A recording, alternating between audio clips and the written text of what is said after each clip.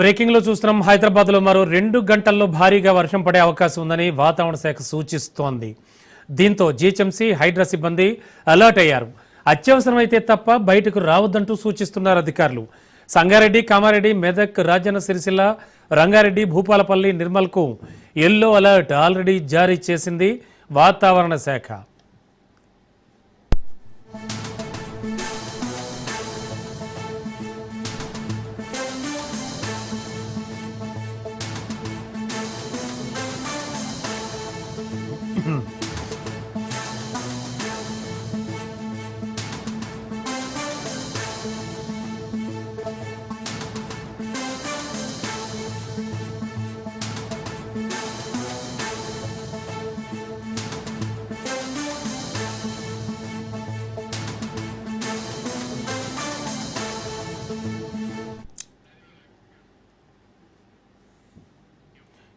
Alert breaking చూస్తున్నాం. హైదరాబాద్లో మరో 2 గంటల్లో భారీగా వర్షం పడే అవకాశం ఉందని వాతావరణ శాఖ సూచిస్తోంది. దీంతో జీహెచ్ఎంసీ హైడ్రా సిబ్బంది అప్రమత్తమయ్యారు. అవసరమైతే తప్ప ఎవరూ బయటకు రావద్దంటూ హెచ్చరిస్తున్నారు అధికారులు. అటు సంగారెడ్డి, కామారెడ్డి, మెదక్, రాజన్న సిరిసిల్ల, రంగారెడ్డి, భూపాలపల్లి, నిర్మల్కు ఎల్లో అలర్ట్ ఆల్రెడీ జారీ చేసింది వాతావరణ శాఖ. ఇదే అంశానికి సంబంధించి లేటెస్ట్ ఇన్ఫో అందించడానికి మా కరెస్పాండెంట్ సైదులు సిద్ధంగా ఉన్నారు. సైదులు, ఏం జరుగుతోంది? వర్షం పడబోతోంది అంటే చాలు హైదరాబాదీ వాసి గుండెల్లో రైళ్లు పరిగెడుతున్నాయి. మరి నేపథ్యంలో మళ్ళీ నిన్నటి సీనే వాళ్ళు కూడా రిపీట్ అయ్యే అవకాశం ఉందా? యాక్చువల్గా వాతావరణ శాఖ ఏం చెప్తోంది? రమణ, తెలంగాణకు మరో భారీ వర్ష సూచన కొద్దిసేపటి క్రితమే వాతావరణ శాఖ వెల్లడించింది. అయితే మరో కొద్దిసేపట్లోనే తెలంగాణలో 2 గంటల పాటు కూడా భారీ వర్షం కురిసే అవకాశం ఉన్నట్టు కూడా అధికారికంగా ప్రకటన చేసింది. అయితే గ్రేటర్ హైదరాబాద్తో పాటుగా తెలంగాణలో ఉన్నటువంటి కొన్ని జిల్లాలకు, ముఖ్యంగా గ్రేటర్ హైదరాబాద్ పరిధిలో 2 గంటల పాటు కూడా నాన్ స్టాప్గా వర్షం పడుతుందని చెప్పేసి కూడా వాతావరణ శాఖ చెప్తుంది. ఇక మిగిలిన కొన్ని జిల్లాలకు మాత్రం భారీ వర్ష సూచన ఉన్నట్లు చెప్తుంది. దాంతోపాటుగా ఎల్లో అలర్ట్ కూడా జారీ చేసింది. అయితే ముఖ్యంగా ఆయా ప్రాంతాలందరూ కూడా కొంత అప్రమత్తంగా ఉండాలని చెప్పేసి కూడా వాతావరణ శాఖ చెప్పింది. అయితే ముఖ్యంగా సంగారెడ్డి, కామారెడ్డి, అదేవిధంగా మెదక్, రాజన్న సిరిసిల్ల, అదేవిధంగా రంగారెడ్డి, భూపాలపల్లి, నిర్మల్కు ఎల్లో అలర్ట్ వాతావరణ శాఖ జారీ చేసింది. ఈ జిల్లాల్లో ఉండేవారు ఎవరు కూడా, ముఖ్యంగా రైతులు ఉంటే రైతులు కానీ ప్రజలు ఎవరు కూడా అందరూ కూడా అప్రమత్తంగా ఉండాలని చెప్పేసి కూడా చెప్పింది. అత్యవసరమైతే తప్ప ఎవరు కూడా బయటికి రావద్దని చెప్పేసి కూడా చెప్పింది.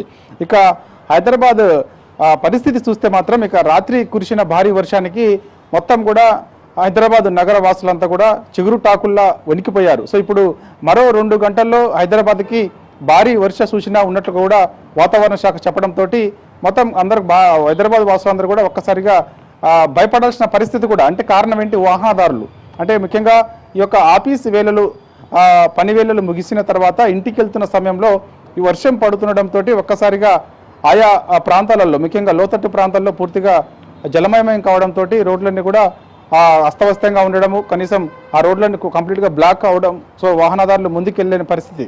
సో ఇప్పుడు మరో 2 గంటల్లో హైదరాబాద్కి భారీ వర్ష సూచన ఉన్నట్లు కూడా వాతావరణ శాఖ చెప్తుంది. కాబట్టి సో నగరవాసులందరూ కూడా కొంత అలర్ట్గా ఉండాల్సిన అవసరం ఉంది. ఎందుకంటే నిన్న కురిసిన వర్షానికే మొత్తం జనజీవనం అంతా కూడా పూర్తిగా స్తంభించిపోయింది, అస్తవ్యస్తంగా ఉన్నది. ఎందుకంటే దాదాపుగా 2 గంటల పాటు నాన్ స్టాప్గా హైదరాబాద్లో వర్షం పడడంతో ముఖ్యంగా లోతట్టు ప్రాంతాలన్నీ కూడా పూర్తిగా జలమయమైపోయాయి. చాలా చోట్ల నీరన్నీ కూడా ఆగిపోవడంతో వాహనాలు ముందుకు వెళ్ళలేని పరిస్థితి కూడా తలెత్తింది. 2-3 గంటల పాటు అలానే ఉండిపోవాల్సిన పరిస్థితి. ముఖ్యంగా ఈ యొక్క ఐటీ ఏరియాలో చెప్పాల్సిన అవసరం లేదు. ఆయా ప్రాంతాలలో ముఖ్యంగా గంటల తరబడి ట్రాఫిక్ ఉంటుంది. సో ఇక వర్షం పడితే చాలు, చినుకు పడితే చిత్తడన్నట్టుగా ఆయా ప్రాంతాల్లో ముఖ్యంగా చిన్న వర్షానికే పెద్ద ట్రాఫిక్ అంతరాయం ఏర్పడుతుంది. కాబట్టి ఇక భారీ వర్షం వస్తే మాత్రం దాదాపుగా 3-4 గంటల సమయం పడుతుంది. అంటే ఐకే సెంటర్ నుంచి హైటెక్ సిటీకి రావాలంటే అది మనకి 2 లేదా 3 కిలోమీటర్లు ఉంటుంది.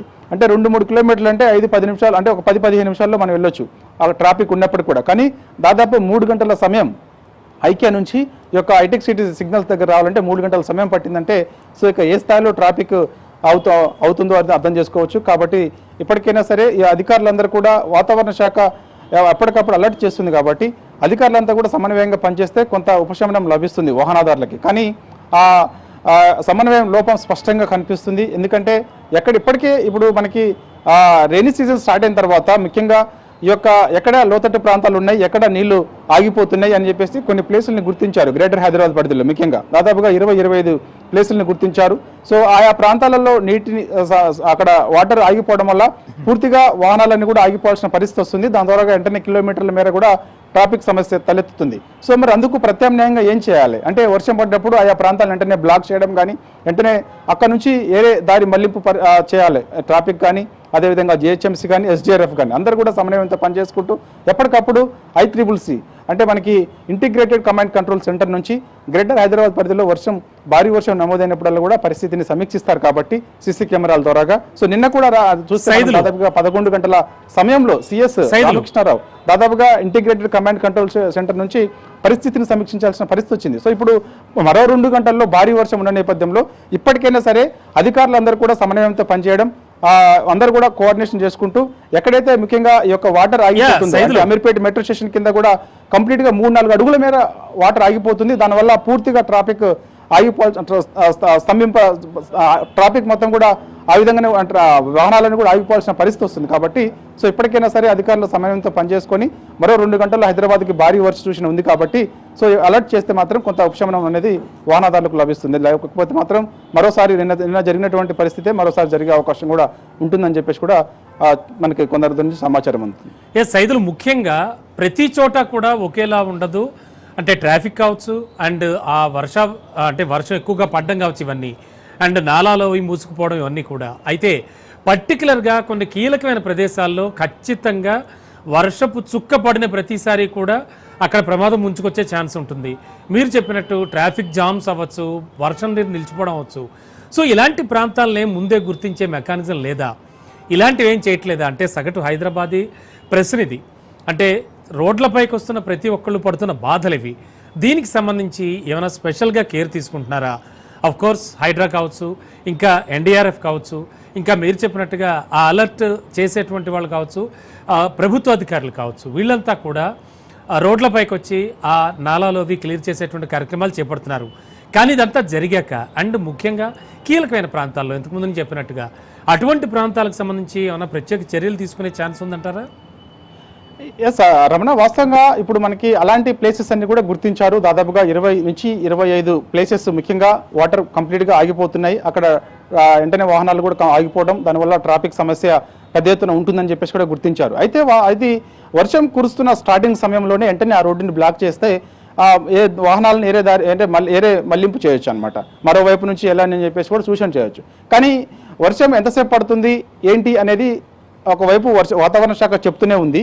కానీ వర్షం కొద్దిసేపు కురిసి మళ్ళీ వెళ్ళిపోతుందేమో, మళ్ళీ అది వస్తుందో, అంత పెద్ద భారీ వర్షం నమోదవుతుందో లేదో అన్నట్టుగా కొంత అధికారుల నిర్లక్ష్యం అనేది స్పష్టంగా కనిపిస్తుంది. ఎందుకంటే చూడండి ఒకసారి మనకి గత 2-3 రోజుల నుంచి కూడా అంటే మనకి వర్షం పడ్డ రోజు దాదాపుగా అమీర్పేట మెట్రో స్టేషన్ కింద 3-4 అడుగుల మేర వర్షం నిలుస్తుందంటే అది ఎంత నిర్లక్ష్యం అనేది చాలా స్పష్టంగా అర్థమవుతుంది. అంటే అక్కడ వాటర్ ఎందుకు నిలుస్తున్నాయి, 3-4 అడుగుల మేర ఎందుకు అక్కడ ఆగిపోవాల్సిన అవసరం ఉంది?